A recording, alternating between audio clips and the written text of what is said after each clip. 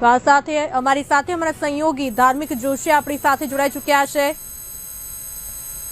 ધાર્મિકજી, જે પ્રમાણે અમદાવાદના વટવા જીઆઈડીસીમાં આગની ઘટના ઘટી છે, શું છે પરિસ્થિતિ હાલ ત્યાં?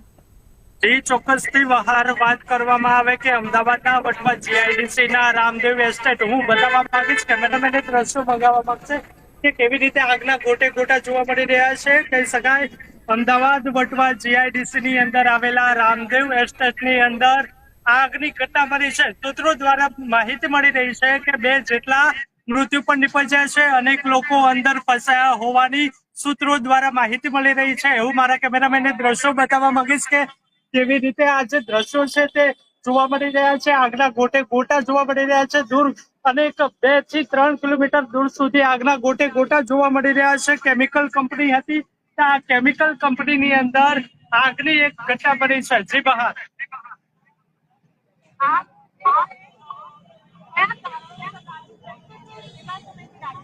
ચોક્કસથી આગ લાગવાનું કારણ તો હજુ અકબંધ જોવા મળી રહ્યું છે, પણ આ વટવા જીઆઈડીસી ની ઘટના છે।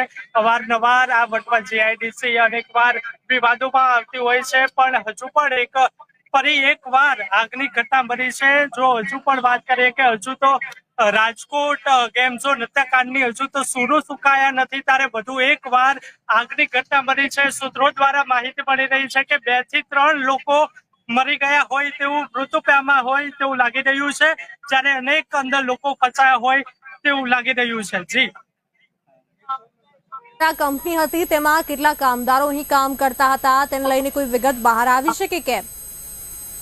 જી ચોક્કસથી હું કહી શકાય કે જે આ આગ લાગી હતી તેની અંદર અનેક ઇજાગ્રસ્ત થયા હતા। 2 જેટલા લોકો જે મૃત્યુ પામ્યા હોય તેવું સૂત્રો દ્વારા કહી રહ્યું છે। તો અહીંયાથી જે સ્થાનિકો છે તે લોકો શું કહી રહ્યા છે, આવો સાંભળ્યા કઈ રીતે લાગીને શું કારણ લાગે, કઈ ઘટના તમને ખબર?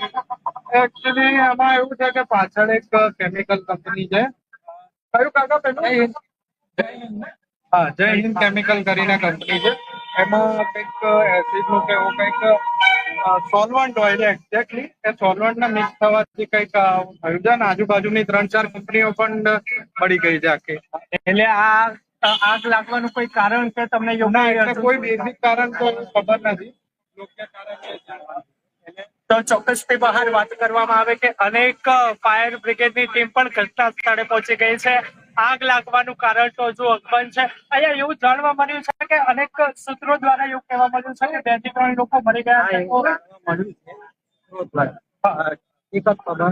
અને હજુ અનેક ફસાયું નથી। આજુબાજુની બધી કંપનીઓના બધા વર્કર્સ ને બહાર કાઢીને એમને સિક્યોર કરી લીધા છે બધાએ, અને જે હા ચોક્કસથી કેમેરામેન ને હું દ્રશ્યો મંગાવવા માંગીશ કે કઈ રીતે આ જે આગના ગોટે ગોટા છે તે જોવા મળી રહ્યા છે। તો આ જે આગની ઘટના છે તે જોવા મળી રહી છે અમદાવાદના વટવા જીઆઈડીસી ની અંદર આવેલા એક એરેસ્ટ ની અંદર આ આગ લાગી હતી, જ્યારે આગ એટલી બ્લાસ્ટ થઈ રહ્યા છે। હું એક્સક્લુઝિવ દ્રશ્યો આપણે બતાવવા માંગીશ કે આ જે દ્રશ્યો છે તે બહુ ભયાવહ છે। તો હું આ જે અનેક વાર જે આ બ્લાસ્ટ છે તે જોવા મળી રહ્યા છે। તો આ અમદાવાદના વટવા જીઆઈડીસી ની અંદર જે એસ્ટેટ હતું, રામદેવ એસ્ટેટ છે, તેમાં આગની ઘટના બની હતી, ત્યારે અનેક ફાયર બ્રિગેડની ટીમો સ્થળે પહોંચી ગઈ છે। અનેક જોવા મળી રહ્યું છે કે આજે આગ લાગી હતી તે જોવા મળી રહી છે। તો આગ એટલી વિકરાળ સ્વરૂપ ધારણ કરી ગયું છે કે આગના ગોટે ગોટા જોવા મળી રહ્યા છે। તો જોઈ શકે છે કે અમદાવાદના વટવા જીઆઈડીસી માં કેમિકલ કંપની એલસીડી ની હોવાનું સામે આવી રહ્યું છે।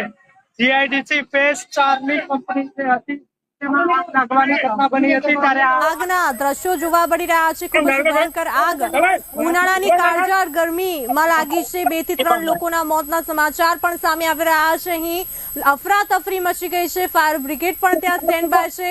બીજા સ્થાનિકોનું શું કહેવું છે, એમની સાથે વાત કરવાનો પ્રયાસ કરો। હેલો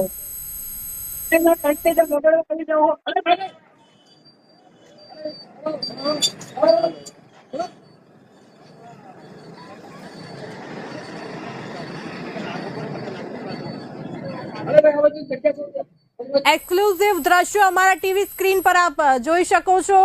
ત્યારે જયશ્રી કંપનીમાં આગની ઘટના ઘટી છે. ભીષણ આગ લાગી છે. આગે રૌદ્ર સ્વરૂપ ધારણ કર્યું છે. દૂર દૂર સુધી આગની જ્વાળા જે છે જોવા મળી હતી. આગ પર કાબુ મેળવવાના પ્રયાસો હાથ ધરવામાં આવી રહ્યા છે.